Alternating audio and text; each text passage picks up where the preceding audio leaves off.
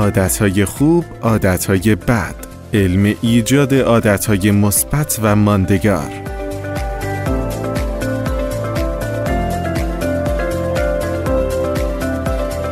نویسنده وندی وود. کتاب عادتهای خوب، عادتهای بد که در سال 2019 به چاپ رسیده، با تکیه بر تحقیقات جدید پیشگامانه در زمینه روانشناسی رفتار انسان، عملکرد عادات انسانی را بیان می‌کند. این نوشتار با ترکیب نگرش‌های علوم اعصاب و آزمایش‌های تجربی نشان می‌دهد که چگونه می‌توانیم با کنترل عادت‌هایمان زندگیمان را بهتر کنیم.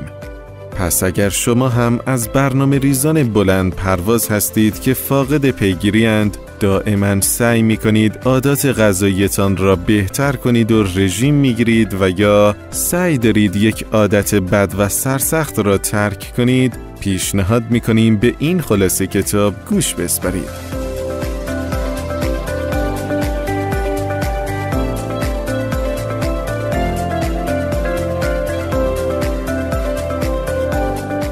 درباره نویسنده وندی وود، استاد روانشناسی و کسب و کار دانشگاه کارولینای جنوبی است.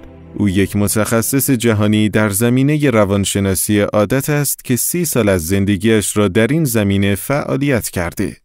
وود همچنین در طول این دوره بیش از 100 مقاله آکادمیک را به چاپ رسانده است. میکرو شماره 1. یاد بگیرید که چگونه عادتتان را مؤثر کنید. هر روزه تقریباً 43% از اعمال ما از روی عادت انجام می شوند و این یعنی ما به جای اینکه واقعاً درباره رفتارمان فکر کنیم و آگاهانه تصمیم بگیریم، تقریباً نیمی از کارهایمان را از روی عادت می کنیم. رفتار کردن خودکار به همان روشی که قبلاً عمل کرده ایم. خواه این عادتها درباره چیزهایی باشد که می‌خوریم، روابطمان با دیگران و یا حتی تمایلمان به ورزش کردن، عادات مهمترین ابعاد زندگیمان را مشخص می‌کنند. پس چرا از آنها استفاده نکنیم و آنها را برای خود مؤثر نکنیم؟ این کتاب با استفاده از تحقیقات روانشناسی پیشرفته در زمینه روانشناسی عادت به ما میگوید که برای اینکه عاداتمان به نفع ما و نه به ضررمان کار کنند چه کار باید بکنیم.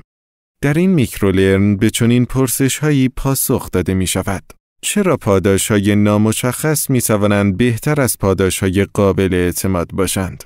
چرا درباره خود کنترلی سوء تفاهم شده و بیش از حد به آن پرداخته شده است؟ واقعاً چقدر طول می کشد تا یک عادت جدید پایه‌گذاری شود؟ میکرو شماره 2. عادتها زندگی من را کنترل می کنند، چه متوجه آنها بشویم چه نه. اولین کاری که بعد از بیدار شدن از خواب می کنید چیست؟ اگر مثل بیشتر مردم هستید، روتین صبح شما احتمالاً منظم است. ممکن است دوش بگیرید، لباس بپوشید و راه بیافتید. شاید هم مجبور باشید قبل از شروع روز کاری به فرزندتان غذا بدهید و لباسشان را بپوشانید. در هر صورت احتمالاً واقعاً تصمیم نگرفته اید که کارهایی که از روی عادت اجرا می کنید را انجام دهید. هیچ مناظره درونی نبوده که تصمیم بگیرید دوش بگیرید و قهوه درست کنید یا نه. بدون هیچ فکر آگاهانه‌ای پیش رفتید و کارها را انجام دادید. دوش گرفتید، لباس پوشیدید و برای خودتان نوشیدنی درست کردید. به عبارت دیگر، از روی عادت کارها را انجام داده اید. چه روتین صبحگاهی و چه تمرینات ورزشی، عادتها رفتار ما را بیش از آنچه می‌دانیم تحت تأثیر قرار می‌دهند. پس چرا معمولاً به آنها توجهی نمی‌کنیم؟ چون عادتها زیر سطح افکار خودآگاه ما فعالیت می‌کنند. عادتها از ویژگی‌های روانی دیگر مثل تصمیم‌گیری و اراده متفاوت هستند. این دو ویژگی در مرحله خودآگاه ذهن اتفاق می‌افتند. وقتی تصمیم می‌گیرید که کدام بسته کورنفلکس را برای صبحانه بخرید، کاملاً از پروسه فکری که در حال تجربه آن هستید آگاهید و این یک فرایند فکری شناختی است. در حالی که عادتها زیر سطح آگاهی خودآگاهتان فعالیت می‌کنند. آنها شامل فکر نیستند. به جای آن رفتارهای تکراری ناخودآگاهی هستند که قبلاً بارها آن را انجام داده اید. بسیاری از کارهایی که هر روز انجام می دهیم هم خوب و هم بد عادت هستند. عادت است که باعث می شود قبل از با ماشین در خیابانی پیچیدن راهنما بزنید. عادت است که باعث می شود بعد از رسیدن به خانه از سر کار همسرتان را ببوسید. و عادت است که باعث می شود هنوز همان چیپس و پفکی که ماهاست می خواهید مصرفش را قطع کنید بخورید. اما شناختن نقش مهمی که عادتها در زندگی ما دارند ما را از اراده داشتن باز نمی دارد. در هر صورت عادات چکشخوار هستند. همیشه می توانید آنهایی که دوست ندارید را از سرتان باز کنید و یا عادتی که دوست دارید اضافه کنید. برای انجام این کار باید دقت کنیم که عادات چگونه کار می کنند. میکرو شماره 3. عادتها بیشتر از خودکنترلی اعمالمان را تحت تأثیر قرار می دهند. آیا تا به حال اهداف سال جدیدتان را مشخص کرده اید؟ بیشتر افراد این کار را می کنند. چه به خودتان قول داده باشید که سیگار را ترک می کنید، شروع به ورزش می کنید و یا برنامه سفر ریخته باشید، احتمالاً روز اول سال جدید با ذوق و اعتماد به نفس از خواب بیدار می شوید. اما آیا این حس ماندگار است؟ اگر شما هم مثل بیشتر ما هستید، نه واقعاً. کم کم حس اشتیاق کم می شود. یک بار شکست می خورید، 2 بار شکست می خورید و به زودی کاملاً از امتحان کردن دست می کشید. متاسفانه عاقبت بیشتر اهداف سال جدید همین است. اما چرا؟ آیا ما از کمبود اراده رنج میبریم؟ آیا نمیخواهیم به اهدافمان برسیم یا شاید نمیدانیم چه چیزی برایمان مفید است؟ هیچ کدام. یک جواب دیگر وجود دارد. یکی از مشکلات نحوه مواجهه ما با تغییر تمرکز بر اراده و خودکنترلی است. چون این فرایندها آگاهانه هستند، تصور می‌کنیم که از مهمترین ها هستند. اگر ما کمی خودکنترلی بیشتری داشتیم، می‌توانستیم خرج کردنمان را کم کنیم، سیگار را ترک کنیم و ورزش را شروع کنیم. درست است؟ شاید هم نه. مشکل تمرکز بر خودکنترلی این است که اهمیت عادات را نادیده می‌گیرد. از بین بردن عادات بد و ایجاد عادات خوب راه بهتری برای تغییر سبک زندگی است تا اینکه به یک خودکنترلی یک شبه امیدوار باشیم. تحقیقات نیز این موضوع را ثابت می‌کنند. یک تحقیق برای سنجش خودکنترلی بیش از 100 نوجوان را در یک درمان مدیتیشن وارد کرد. در پایان روز 5 مدیتیشن، محقق از شرکت کنندگان پرسید که برنامه دارند در آینده چقدر مدیتیشن کنند. بعضی گفتند بیشتر و بعضی گفتند کمتر. همانطور که ممکن است حدس زده باشید، نوجوانانی که خودکنترلی بالایی دارند، احتمال بیشتری در رسیدن به اهدافشان در مدیتیشن وجود دارد. عجیب نیست، اما نکته جالب این است که چگونه به اهدافشان میرسند. محققان کشف کردند که دانش آموزانی که به اهدافشان رسیدند، با خودکنترلی دائم موفق نشدند. تفاوت این بود که مدیتیشن برایشان به سرعت به یک عمل خودکار تبدیل شد. به عبارت دیگر، آنها در شکل دادن عادت موفق بودند. این موضوع فهم ما را نسبت به چگونگی رسیدن خودکنترلی به موفقیت تغییر می دهد. به جای اینکه به ما اجازه دهد در هر مرحله در برابر وسوسه مقاومت کنیم، خودکنترلی در مرحله اولیه شکلگیری عادت به کار می آید. به عبارت دیگر، خودکنترلی می تواند وقتی برای ایجاد عادت از آن استفاده می کنیم به موفقیت برسد و نه وقتی که از آن برای راهنمایی هر رفتارمان استفاده می کنیم. میکرو شماره 4. محیط اطرافتان می تواند عادتتان را شکل دهد. اگر تاکنون سریالی را در شبکه نتفلیکس یا هولو مشاهده کرده باشید، می دانید که در انتها چه اتفاقی می افتد. وقتی یک قسمت از سریال را تمام می کنید، قسمت بعدی به سرعت پخش می شود و بدون هیچ شکی شما به تماشای سریال مورد علاقه تان ادامه می دهید. احتمالاً در نتیجه بیشتر از قبل سریال می بینید و یک عادت سریال دیدن پشت هم را پیش می گیرید که ممکن است به دیدن بیشتر از یک فصل سریال در روز نیز بیانجامد. به عبارت روانشناسی می توانیم مشاهده پشت سر همه قسمت‌های یک سریال را نیروی پیشران بنامیم. اگر بخواهیم ساده بگوییم، نیروی پیشران بعدی در محیط اطرافتان است که شما را تشویق به نوع خاصی از رفتار می کند که در این مثال سریال دیدن است. اما چه ربطی به عاداتمان دارد؟ عبارت نیروی پیشران توسط روانشناس آلمانی آمریکایی کرت لوین به وجود آمد. لوین معتقد بود که رفتار عملکرد یک شخص و محیط اطرافش است. این عبارت به یاد ماندنی است، اما به چه معناست؟ طبق گفته لوین، رفتار انسانی با دو نیرو مشخص می شود. نیروی درونی مثل ترس‌ها و تمایلات و نیروهای خارجی مثل فشارهای محیطی جهان اطرافمان. اکنون با یک نوع نیروی محیطی آشنا شدیم. نیروی پیشران که شما را به نوعی خاص از رفتار تشویق می کند. تأثیر مخالف آن نیروی محدود کننده است که به عنوان یک نیروی بازدارنده عمل می کند. برای مثال، به قوانین ضد سیگار کشیدن در کافه ها و فضاهای کاری فکر کنید. با سخت‌تر کردن سیگار کشیدن، این قوانین به عنوان نیروهای محدود کننده سیگار کشیدن عمل می کنند. کنترل قدرت نیروهای پیشران و محدود کننده برای تغییر عاداتتان سخت نیست. برای مثال، آیا توجه کرده اید که وقتی می خواهید تمرکز کنید به دنبال موبایلتان می گردید؟ سعی کنید موبایلتان را دور از دسترس قرار دهید. مثلا در کمدتان و زیر وسایل و لوازم تحریرتان. سختی کوچک دنبال موبایل گشتن باعث می شود که چک کردن پیام‌هایتان کمتر برایتان جذاب شود و به شما شانسی برای فهمیدن عادت بدتان بدهد. همچنین می توانید از نیروهای پیشران برای تغییر سبک زندگیمان استفاده کنید.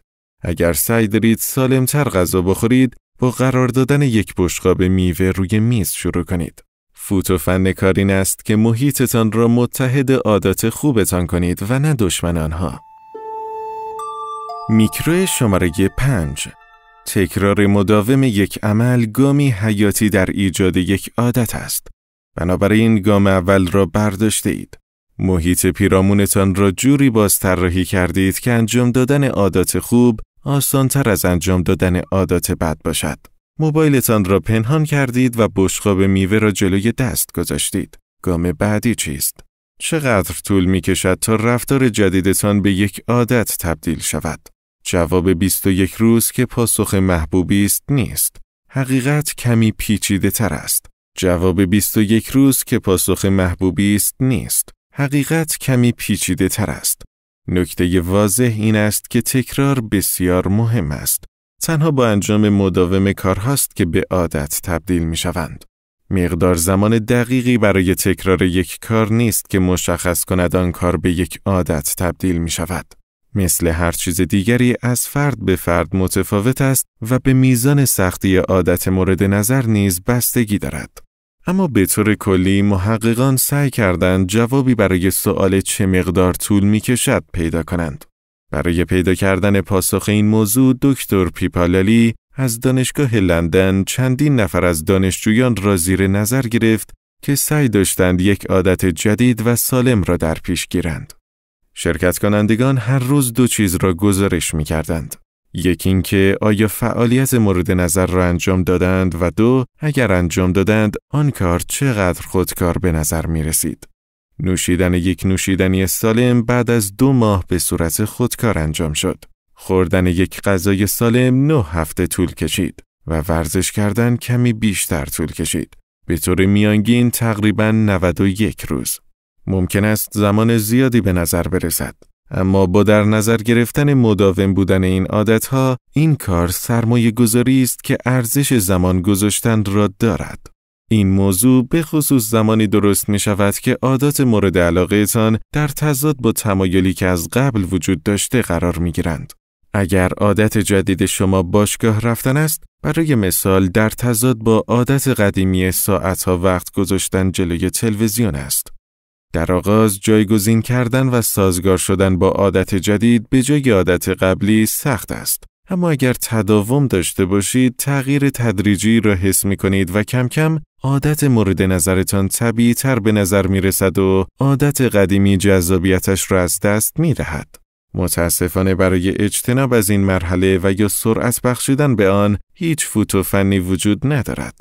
اما مقداری راحتی در سادگی این موضوع نیز وجود دارد. تنها رفتار مورد نظر را هر روز تکرار کنید و بعد از مدتی عادت شکل می‌گیرد. میکرو شماره 6.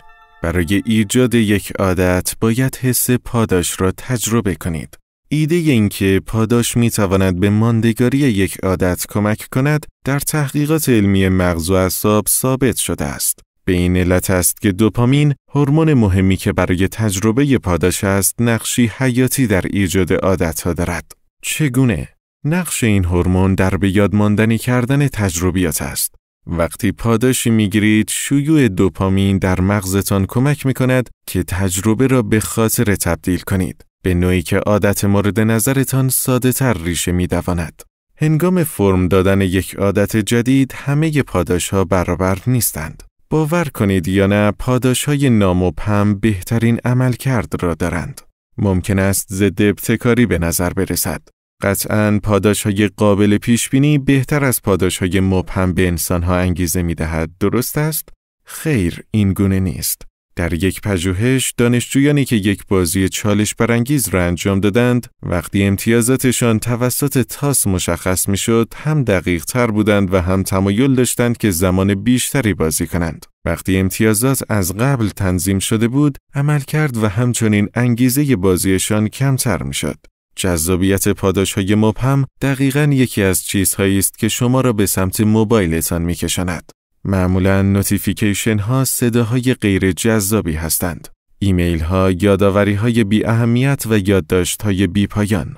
اما شانس پیدا کردن یک الماس در این شرایط، یک توییت خنده‌دار یا پیام عاشقانه، به اندازه‌ای جذاب و مبهم است که شما را علاقه‌مند می‌کند. بنابراین وقتی به دنبال پاداشی هستید که یک عادت را ماندگار کند، مهم است که پاداش مبهم باشد.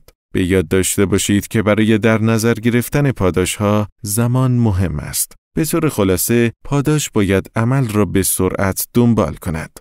پاداش‌های دور از دسترس مثل قول توانایی خوابیدن صبح بعد یا شکلات خوردن در روز بعد ممکن است به شما برای کار کردن انگیزه دهند. اما به علت تأخیری که دارند باعث نمی‌شوند عادتتان ریشه‌ای شود. به دلیل اهمیت زمان، بهترین کار این است که خود پاداش را درونی کنید. به عبارت دیگر، اگر در عادت مد نظرتان لذت درونی پیدا کنید، مفیدتر است. پس اگر سعی می کنید سالم غذا بخورید، با انتخاب خوشمزه ترین غذای سالم، این تجربه را لذت بخش تر کنید. یا اگر سعی دارید ورزش کنید، می توانید با دوستان نزدیکتان فوتبال بازی کنید. به طور خلاصه، اگر می خواهید عادت جدیدتان پایدار شود، مطمئن باشید که اعمالتان را با پاداش پیوند میزنید. میکرو شماره 7. وقتی زیر فشار استرس هستیم، به طور طبیعی به عاداتمان پناه میبریم. این روزها فرار از استرس سخت است. بیشتر آمریکایی‌ها میگویند که استرس بیش از حد را تجربه میکنند و تقریباً 1/4 آنها استرس شدید را گزارش کردند. به نظر می رسد زندگی‌هایمان ما را در آستانه بحران‌ها قرار می‌دهند. استرس شدید بسیار آزاردهنده است. در حقیقت یکی از پیامدهای استرس این است که به فرایند مدیریتی ذهنمان خلل وارد می‌کند. این فرایندها انواع بالای تفکر هستند که هنگام فکر کردن به آینده و برنامه ریختن از آن استفاده می‌کنیم. خوشبختانه وقتی توانایی ما در این نوع فکر کردن کم می شود، همچنان یک منبع دیگر برای روی پای خود ایستادن داریم. در شرایط استرس آور، عاداتمان جلو می آیند. برخلاف فرآیندهای روانی خودآگاهمان، عادتها از استرس آسیب نمی بینند. برعکس، وقتی استرس داریم، درست زمانی است که عادتهایمان می درخشند. این یک پدیده قابل مشاهده است. یک تحقیق بررسی کرد که چگونه رفتارهای دانشجویان دانشگاه در فواصل زمانی امتحانات و هفته‌های عادی کلاس تغییر می‌کند. چیزی که محقق فهمید این بود که به جای ایجاد خلل در عادتها، افراد در زمانهای استرس آور به عاداتشان پناه می‌برند، هم عادتهای خوب و هم بد. برای مثال، دانشجویانی که طبق عادت صبحانه سالم می‌خوردند، در طول امتحانات نیز به خوردن صبحانه سالم ادامه می‌دادند و دانشجویانی که صبحانه‌های ناسالم می‌خوردند، در طول امتحانات و زیر فشار آکادمیک نیز به این کار ادامه می‌دادند. از این تحقیق یک درس می‌توان گرفت. در دنیایی پر از استرس طاقت فرسا، باید درباره عاداتی که شکل می‌دهیم دقت به خرج دهیم. عادات خوب کمک می‌کنند که در بازه‌های زمانی پر استرس عاقلانه‌تر رفتار کنیم. اما عادات بد درست هنگامی که نیاز داریم بهترین عملکرد را داشته باشیم، باعث می‌شوند احمقانه رفتار کنیم. این دلیل دیگری است که مطمئن باشیم عاداتی که شکل می‌دهیم آنهایی هستند که واقعاً به آنها نیاز داریم. به یاد داشته باشید که اعمالتان را تکرار کنید. به خود پاداش دهید و محیط پیرامونتان را شکل دهید. خواهید دید که خیلی سریع عادات بهتری خواهید ساخت. میکرو شماره 8. سخن پایانی. پیام اصلی کتاب این است که هر روزه تقریباً نیمی از کارهایی که می‌کنیم از روی عادت هستند و اینکه به ما کمک می‌کنند یا خیر بستگی به عادتی دارند که شکل داده ایم. ورزش کردن، سیگار کشیدن، وقت تلف کردن، کار کردن و غیره. بسیاری از کارهای هر روزمان اساساً به صورت خودکار هستند. بهبود دادن رفتار عادتیمان مهم است و 3 عامل وجود دارد که باید به یاد داشته باشیم: پاداش، تکرار و محیط پیرامونمان.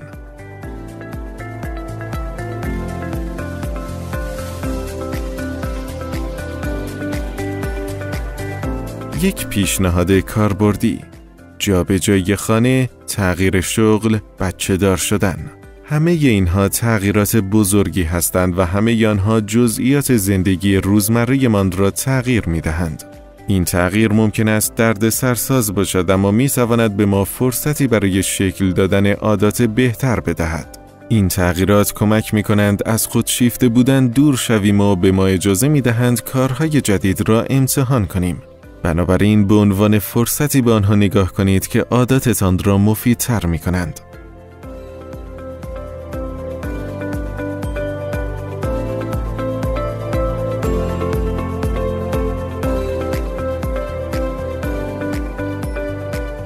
پایان کتاب.